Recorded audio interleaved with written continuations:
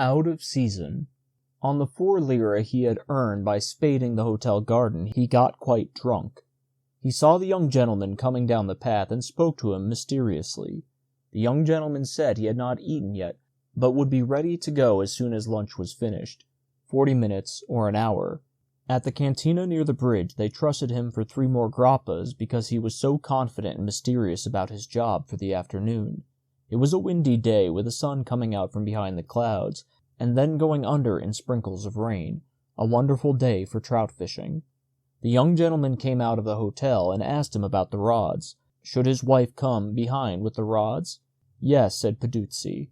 Let her follow us. The young gentleman went back into the hotel and spoke to his wife. He and Peduzzi started down the road. The young gentleman had a musette over his shoulders. Peduzzi saw the wife, who looked as young as the young gentleman and was wearing mountain boots and a blue beret, start out to follow them down the road, carrying the fishing rods, unjointed, one in each hand. Peduzzi didn't like her to be way back there. Signorina, he called, winking at the young gentleman, come up here and walk with us. Signora, come up here. Let us all walk together. Peduzzi wanted them all 3 to walk down the street of Cortina together. The wife stayed behind, following rather sullenly. Signorina, Peduzzi called tenderly, come up here with us. The young gentleman looked back and shouted something. The wife stopped, lagging behind, and walked up. Everyone they met walking through the main street of the town Peduzzi greeted elaborately.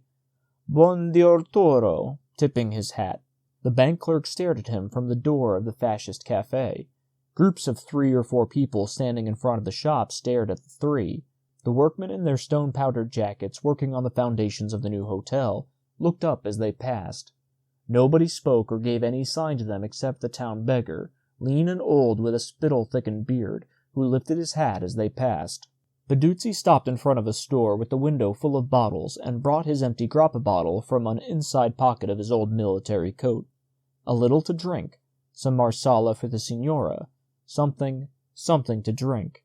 He gestured with the bottle. It was a wonderful day. Marsala, you like marsala, signorina?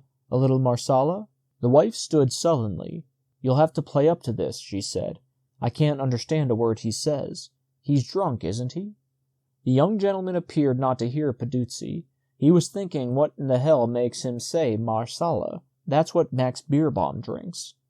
Geld, Peduzzi said finally, taking hold of the young gentleman's sleeve. Lira. He smiled reluctantly to press the subject, but needing to bring the young gentleman into action. The young gentleman took out his pocketbook and gave him a 10 lira note. Peduzzi went up the steps of the door of the specialty domestic and foreign wine shop. It was locked. It is closed until 2. Someone passing in the street said scornfully. Peduzzi came down the steps. He felt hurt. Never mind, he said. We can get it at the Concordia. They walked down the road to the Concordia, 3 abreast. On the porch of the Concordia, where the rusty bobsleds were stacked, the young gentleman said, Was Wolency? Peduzzi handed him the 10 lira note folded over and over. Nothing, he said. Anything. He was embarrassed. Marsala, maybe. I don't know. Marsala? The door of the Concordia shut on the young gentleman and the wife. 3 marsalas, said the YG to the girl behind the pastry counter. 2, you mean? She asked. No, he said 1 for Vecchio. Oh, she said, a Vecchio, and laughed, getting down the bottle. She poured out the 3 muddy-looking drinks into 3 glasses. The wife was sitting at a table under the line of newspapers on sticks. The YG put one of the marsalas in front of her.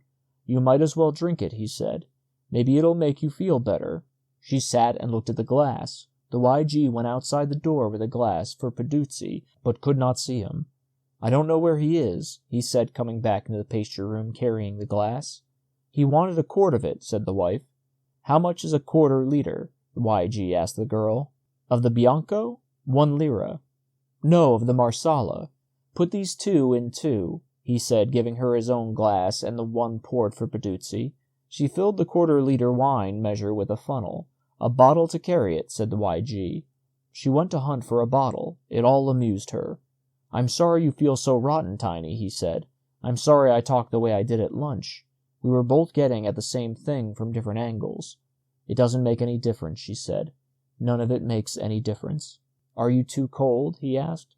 I wish you'd worn another sweater. I've got on 3 sweaters.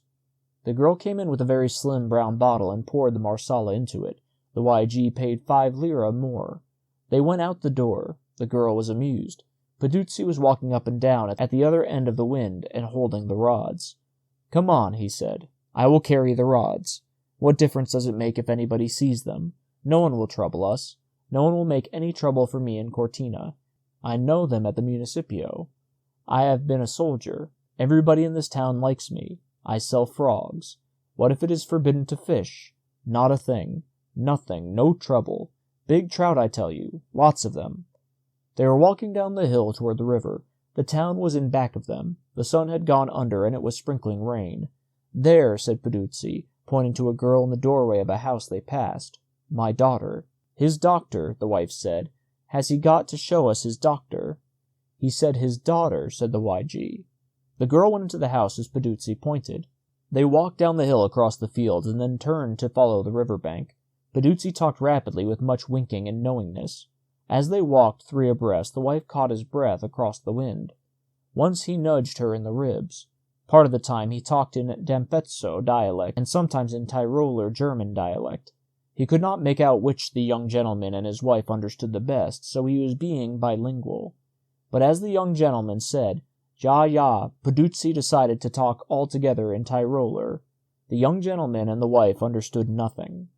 "Everybody in the town saw us going through with these rods. We're probably being followed by the game police now. I wish we weren't in on this damn thing. This damn old fool is so drunk, too." "Of course you haven't got the guts to just go back," said the wife. "Of course you have to go on." "Why don't you go back? Go on back, Tiny." "I'm going to stay with you. If you go to jail, we might as well both go." They turned sharp down the bank, and Peduzzi stood his coat blowing in the wind, gesturing at the river. It was brown and muddy. Off on the right there was a dump heap. "Say it to me in Italian," said the young gentleman. "Un mezz'ora, più d'un mezz'ora." He says it's at least half an hour more. Go on back, Tiny. You're cold in this wind anyway. It's a rotten day, and we aren't going to have any fun anyway. "All right," she said, and climbed up the grassy bank. Peduzzi was down at the river and did not notice her till she was almost out of sight over the crest. "Frau!" he shouted. "Fraulein! You're not going?" She went on over the crest of the hill. "She's gone," said Peduzzi. It shocked him. He took off the rubber bands that held the rod segments together and commenced to joint up one of the rods. "But you said it was half an hour further." "Oh, yes. It is good half an hour down. It is good here, too." "Really?" "Of course. It is good here and good there, too." The YG sat down on the bank and jointed up a rod, and put on the reel and threaded the line through the guides. He felt uncomfortable and afraid that any minute a gamekeeper or posse of citizens would come over the bank from the town.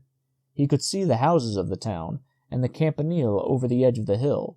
He opened his leader box. Peduzzi leaned over and dug his flat hard thumb and forefinger in, and tangled the moistened leaders. "Have you some lead?" "No." "You must have some lead." Peduzzi was excited.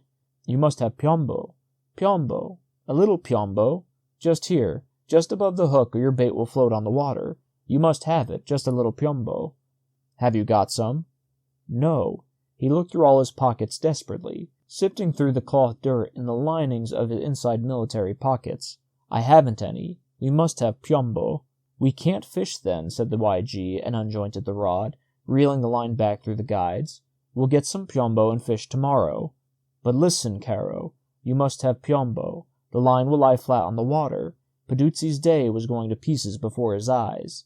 You must have piombo. A little is enough. Your stuff is all clean and new, but you have no lead. I would have brought some. You said you had everything." The YG looked at the stream, discolored by the melting snow. "I know," he said. "We'll get some piombo and fish tomorrow." "At what hour in the morning? Tell me that." "At 7. The sun came out. It was warm and pleasant. The young gentleman felt relieved. He was no longer breaking the law. Sitting on the bank, he took the bottle of marsala out of his pocket and passed it to Peduzzi. Peduzzi passed it back. The YG took a drink of it and passed it to Peduzzi again. Peduzzi passed it back again. "Drink," he said, "drink. It's your marsala." After another short drink, the YG handed the bottle over. Peduzzi had been watching it closely. He took the bottle very hurriedly and tipped it up. The gray hairs in the folds of his neck oscillated as he drank, his eyes fixed on the end of the narrow brown bottle. He drank it all. The sun shone while he drank. It was wonderful. This was a great day after all. A wonderful day. Senta caro, in the morning at 7. He had called the young gentleman caro several times, and nothing had happened.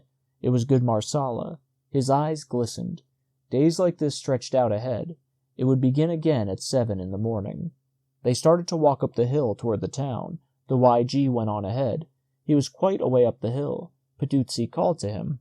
"Listen, caro, can you let me take 5 lire for a favor?" "For today?" asked the young gentleman, frowning. "No, not today. Give it to me today for tomorrow. I will provide everything for tomorrow. Pane, salami, formaggio, good stuff for all of us. You and I and the signora. Bait for fishing, minnows, not worms only. Perhaps I can get some marsala, all for 5 lire. 5 lire for a favor." The young gentleman looked through his pocketbook and took out a 2 lire note and 2 ones. "Thank you, caro. Thank you," said Peduzzi in the tone of a member of the Carlton Club accepting the Morning Post from another. This was living. He was through with the hotel garden, breaking up frozen manure with a dung fork. Life was opening out. "Until 7 o'clock, then, caro," he said, slapping the YG on the back. "Promptly at 7. "I may not be going," said the young gentleman, putting his purse back in his pocket. "What?" said Peduzzi. "I will have minnows, signor, salami, everything.